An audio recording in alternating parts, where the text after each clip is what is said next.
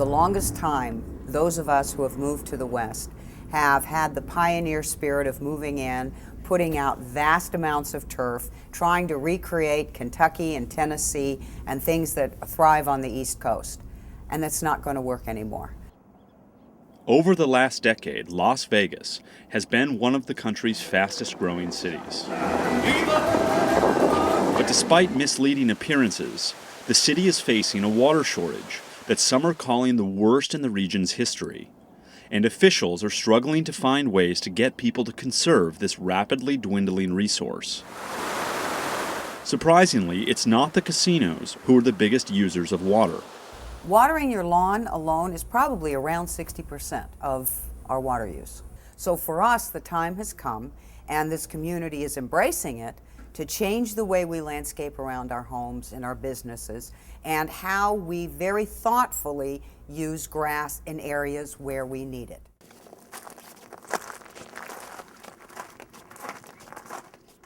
Xeriscaping is trying to not necessarily come up with a landscape that is a couple rocks and a cactus, but it's designing with the idea in mind that we're trying to use less water but have the same amount of impact as some of the more traditional landscapes. There's ways to get shade, there's ways to have a lush looking garden and take half or even a third of the water that some of these other landscapes will take. I'd say about 75 to maybe 80% of my landscapes are a lot more water savvy than they used to be. We first went after new development and said you can no longer put grass in the front yard. You can only have 50% of the backyard be grass landscaped. In order, however, to allow our existing residents to make the conversion, we began to pay our customers $1 per square foot to take grass out. We caught everybody for whom $1 per square foot where it penciled out.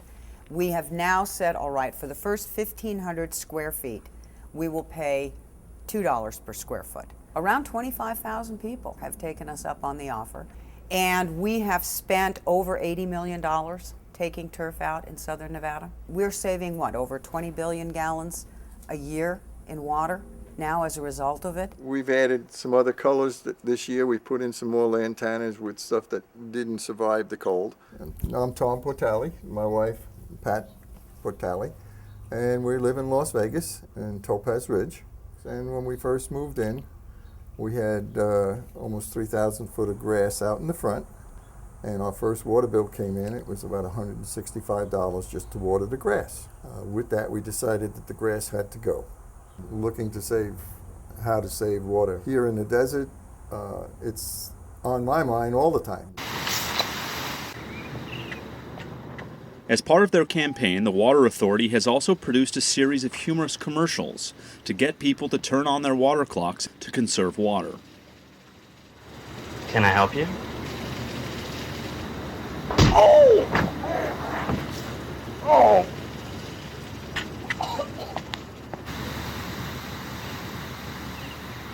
To find your watering schedule, go to changeyourclock.com. You don't have to have cactus to be, drought tolerant or drought savvy. A lot of the grasses, a lot of different plants. You don't need agaves or cactus just to have a water thrifty landscape. There's a lot of other options out there. We live in the desert. Lake Mead's down by 100 feet plus. I mean, we're at 2/3 of what the lake used to be, and we don't know if we're going to get the rain in the next 5-10 years to actually fill it back up again.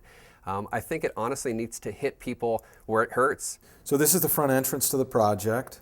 You'll see things like the elementary school and the parks. Vegas in 2000 was the poster child for how not to develop in the desert. The ways that we developed sensitively towards water use in particular is that we've completely changed the way that we landscape our projects. For instance, we've completely eliminated turf use, except in usable areas of parks, for instance, ball fields and things like that. And then instead of using subtropical plants, use the plants that thrive in the desert on minimal water. The holdouts are going to come slowly but surely. The holdouts will be continuing to pay more and more and more for the luxury of having that grass. The culture change we're embarking on here is the same culture change that has to happen in Arizona, in California, and in all the western states. We're just leading the way because we're a little bit more on the edge than they are. You're going to see a very different West in 50 years. One where people who are moving to the West understand what it means to live in the desert. They find the desert beautiful. They have come to appreciate the landscaping. They love the climate. You wouldn't move to Alaska if you don't like the cold. Well, don't move to the desert if you don't enjoy the landscaping that flourishes and is here naturally.